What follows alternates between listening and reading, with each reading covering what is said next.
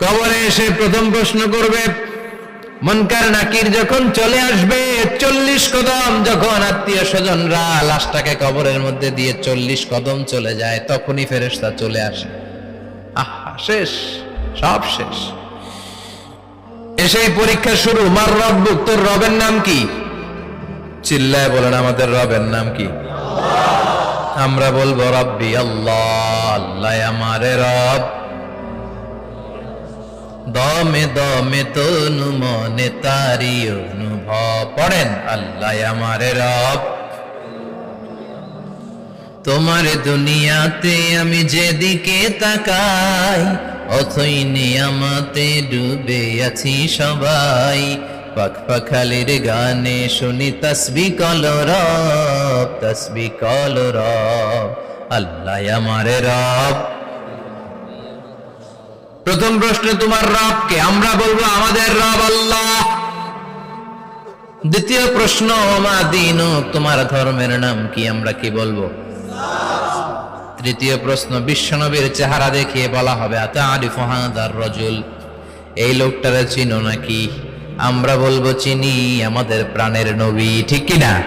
চাঁদের চেয়ে সুন্দর তুমি নবী আমার কামলিওয়ালা, দু জাহানের বাদশাহ তুমি প্যারা নবী সাল্লে আলা, চাঁদের চেয়ে সুন্দর তুমি নবী আমার কামলিওয়ালা, ঠিক কি না? তিনটা প্রশ্নের যথাযথ উত্তর যখন দিয়ে দিলেন, আপনার জন্য অতিরিক্ত আরেকটা প্রশ্ন করা হবে, ওয়ামা ইলমুক, তোমার নলেজ কি? তিনটা প্রশ্নের উত্তর যে তুমি করতে পারলা, কিভাবে পারলা, কেমনে জানলা? নকল করে বলছো নাকি জেনে বুঝে আসছো? নকল হয় না? এখন তো পরীক্ষা চলতেছে বোধহয়। কি পরীক্ষা? এসএসসি পরীক্ষা। নকল হয়? কৃষ্ণপুরে নকল নাই না? এখন মনে হয় এগুলো একটু কমছে। একটা সময় ছিল অনেক নকল হইতো। পাঞ্জাবের ভিতরে নকল, পকেটের নকল, টুপির ভিতরে নকল, মৌজার ভিতরেও নকল, এমনকি মেয়েরাও নকল করে পরীক্ষার হলে আসে না নাই? স্কেলের মধ্যে লিখে নিয়ে যায়, হাতের মধ্যে লিখে নিয়ে যায়, ওড়নায় লিখে নিয়ে যায়, কাপড়ে লিখে নিয়ে যায়, আসে না নাই?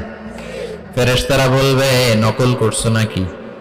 কেমনে জানলা? তিনটা প্রশ্নের উত্তর তুমি কেমনে বললা?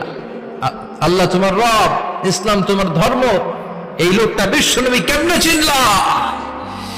আপনাকে তখন বলতে হবে আমি কোরআন থেকে শিখেছি, আমি হাদিস থেকে শিখেছি, আমি ইসলাম জেনে বুঝে মেনেছি, আমি আন্দাজে কোথাও ঘুরি নাই। চিল্লা এখন ঠিক কিনা? আপনাকে বলতে হবে, এজন্য শিখতে হবে, প্রতিনিয়ত ইসলাম সম্পর্কে জানতে হবে, আখের গোছাতে হবে, জীবনটাকে আলোকিত করতে হবে। চিল্লায় বলেন ঠিক কিনা?